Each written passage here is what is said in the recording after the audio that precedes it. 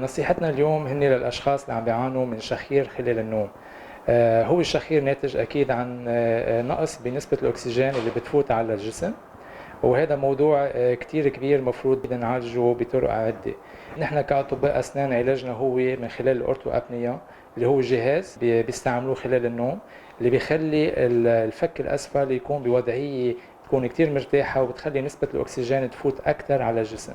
أكيد الشخير بيأثر على الحياة الاجتماعية عند الشخص من خلال النوم، إن كان مع الشريك تبعوته أو إن كان خلال النوم، لأنه هذا بيخلي نسبة النوم عنده تكون كتير قليلة. هذا الموضوع ما لازم نمر عليه مرور الكرام. مفروض اول ساين او اول اشاره لسليب ابنيا او لشخير بالليل، مفروض الشخص يتوجه لعند الاختصاصي لحتى يعالج هذه المشكله.